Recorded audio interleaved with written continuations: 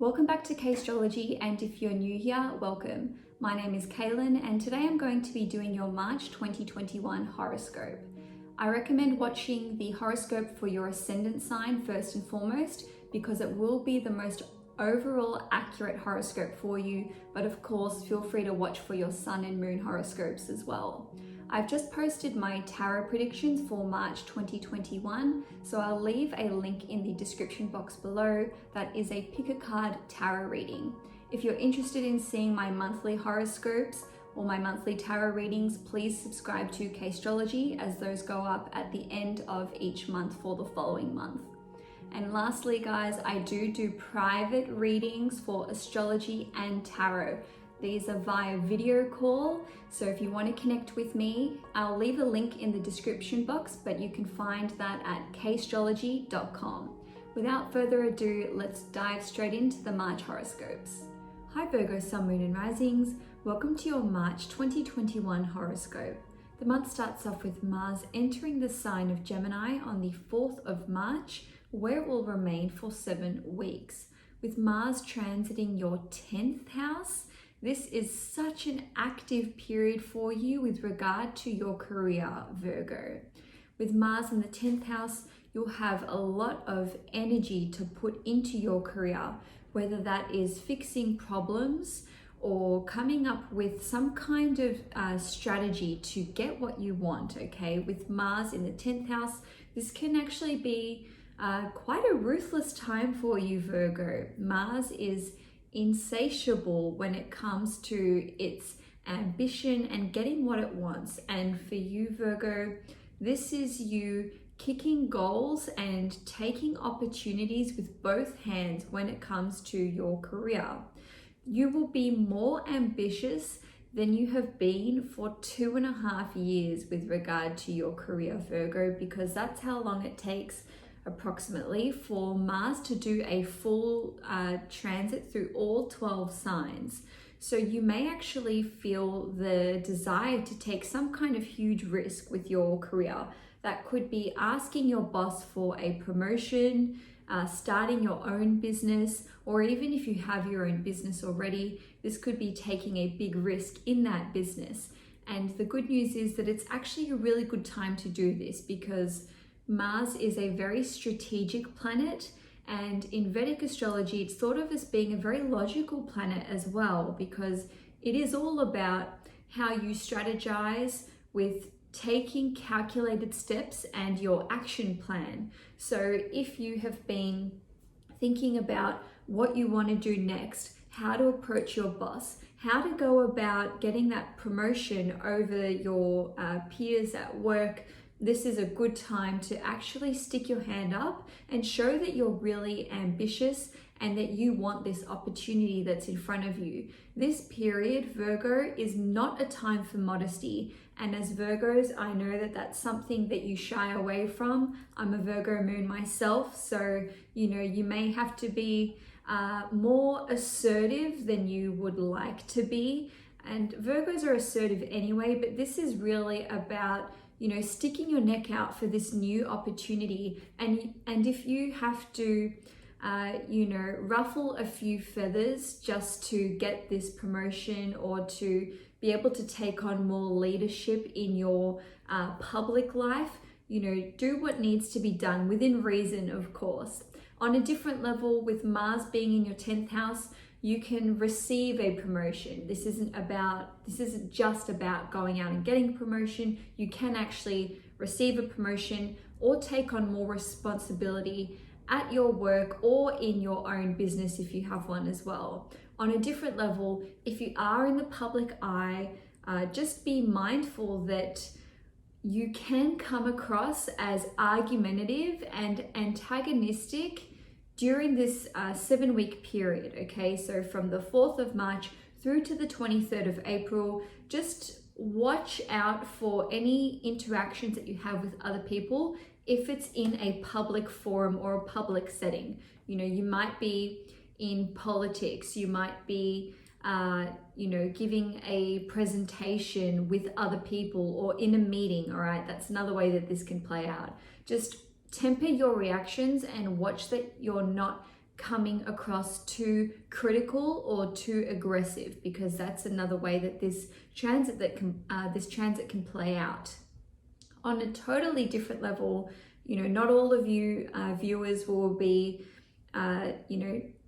working on your career. Some of you may be looking at retirement. So this 7-week period will see you putting effort into getting your ducks in a row and preparing for retirement.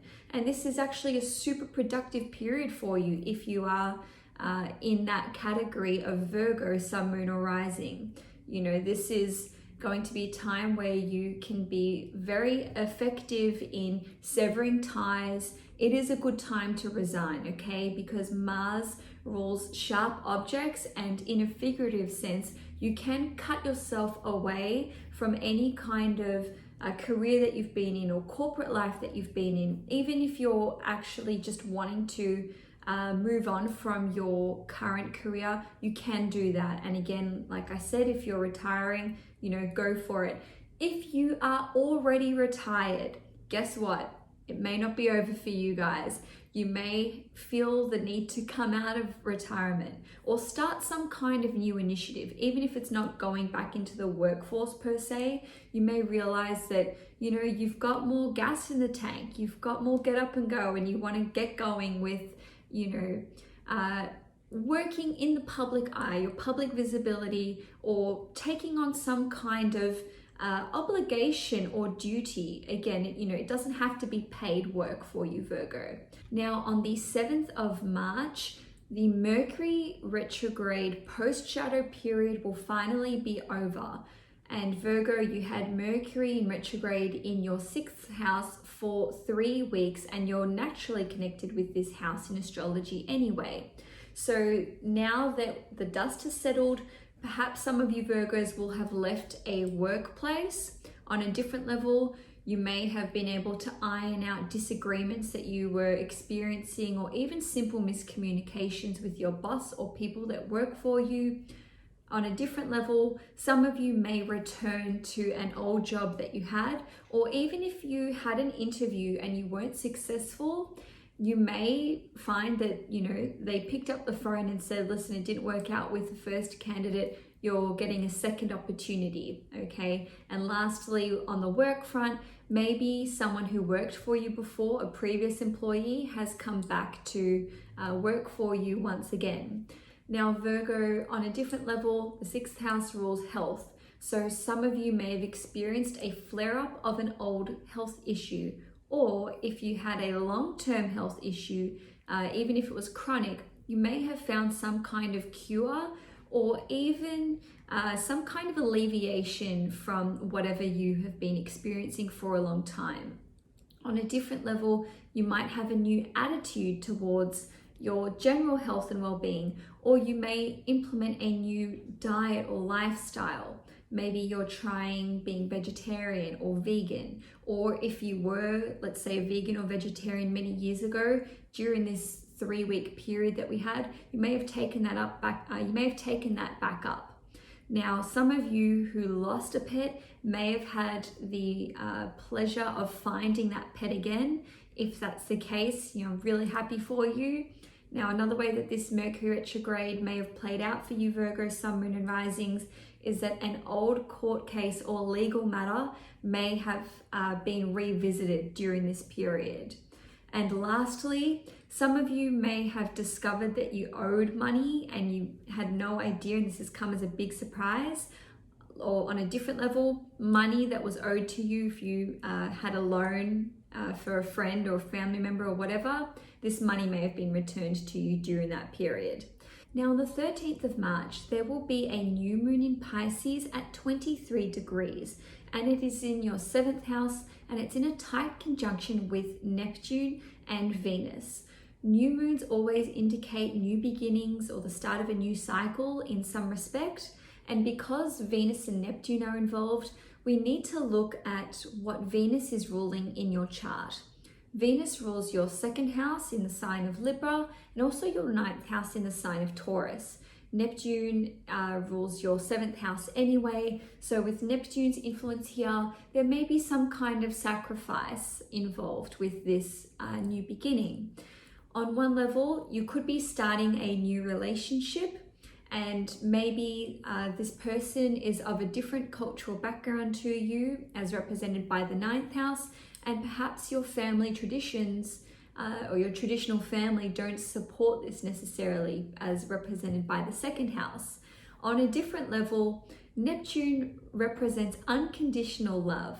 So maybe this is you marrying the person that you love, and it's a fairy tale wedding. Maybe you were raised to believe that fairy tale romances don't exist, or that marrying someone from a different belief system to you, wouldn't be possible. Maybe you're of different faiths, but with this new moon and Neptune supporting it, you're able to have all your wishes be fulfilled. On a different level, some of you may be planning your wedding, okay, which is represented by the 9th house, and then this is putting a strain on your finances in your 2nd house, and that's pretty normal for most people planning a wedding anyway. But on a different level, maybe you have to travel for this wedding, or you have to travel to be with your future spouse. Now, I just want to say that with new moons, we're planting the seeds over the next 4 weeks, but the actual culmination of this new beginning may not take place until 6 months from now, when we have the full moon in Pisces, or even 18 months from now with the full moon in Pisces next year. So on a different level, this new moon can see you forming your 2nd marriage, okay? Because the 2nd house represents the 2nd marriage in astrology. And maybe some of you Virgos are sacrificing your existing relationship or marriage to embark on this new one. On a completely different note, a lot of you may be forming a new business partnership or signing contracts with another individual in some respect. Or perhaps a new person will enter your life, and this person ends up being instrumental in your business affairs. And lastly, with this new moon in Pisces, it can actually result in the dissolvement of a business partnership or of a partnership with a life partner, a significant other, or a marriage. And that's because, Neptune can have that effect. And then, there's obviously costs, as represented by the 2nd house, involved with, the separation process of your resources and your finances. That won't be for all of you Virgos. Just remember that this is a general reading, okay? So just take what resonates and leave what doesn't. Now, on the 16th of March, Mercury, which is your ruling planet, will enter your 7th house. So you will be thinking about your one-on-one relationship, about your marriage, about your business partnership, about forming partnerships. And this is certainly a good time for any kind of business deal or business transaction. Some of you may be signing contracts for something new at this time. It could be as simple as, signing on to a new contract with work, okay? Because Mercury also represents your 10th house. And then on the 20th of March, Aries season will start when the sun enters the sign of Aries, and this is in your 8th house. Simply 2 days later, we also have Venus entering Aries as well. So with the sun and Venus both in your 8th house, there will be an intense focus for you on intimacy in your serious relationship. There will be a focus on mutual resources. You'll be interested in psychology at this time, in anything to do with healing or transforming your life, or even more taboo topics like occultism, tantra, sex. The sun illuminates a house in astrology when it enters it, and then we have a lot of energy to put towards these matters, or they're simply being brought to our attention. Now, you may be focused on inheritances at this time, and with Venus here, you certainly can receive inheritance. You can receive alimony or child support from a former partner. And on a completely different level, you can be enjoying more intimacy with your significant other during this period. Now on the 27th of March, there will be a full moon in Libra at 8 degrees in your second house. Now this full moon in Libra will actually have a really harmonious and positive impact on you, Virgo, because the moon in Libra will be trining Mars in Gemini in your 10th house, and it will also be trining Saturn and Jupiter in your 6th house, okay? So this means that whatever ending of a chapter or of a cycle that is taking place for you, it's something which is welcomed into your life. On one level, perhaps, you were in a career which was really, really demanding of you, and now you've either left that career or your responsibilities have lessened. And this can see your income being affected, and it could be decreased, okay, but you don't mind it, because at least how much work you're putting in is now having a positive health benefit for you with this trine to your 6th house. Now the 6th house is also connected to work, so I really sense that for a lot of you Virgos, there's big changes coming to your working life. Maybe you have finished a project with the trine to the 6th house, and this is having a positive impact on your public image as represented by your 10th house, and maybe you've received some kind of bonus, okay, because full moons don't have to indicate the ending of a stream of income. It can indicate your finances being boosted or supplemented. On a totally different level, this full moon in Libra can see you have some kind of epiphany when it comes to how you've been undervaluing yourself, because the second house rules what we value, and that really does include ourselves. So maybe you've realized that you're actually really great at your job. Maybe you're finally realizing the success that you've experienced in your career. Maybe you're going to go and celebrate a milestone that you achieved at work, and maybe you're going to indulge yourself with the second house, which represents going out for like a 5-course meal, or updating your wardrobe, or buying yourself a nice watch or something just because you deserve it. In any case, Virgo, I see this as being a really positive end of the month for you, and the full moon in Libra effects can take place up to 4 weeks. So enjoy the 4 weeks from that point, from the 27th of March, because they will be a really gratifying time for you, and you'll feel an enormous sense of satisfaction. So Virgo, that's all I have for you for March 2021. If you enjoyed this reading, please give it a thumbs up. If you'd like to see more content from me, please subscribe to CAISTROLOGY. I've published my tarot predictions for March 2021, so feel free to check that out.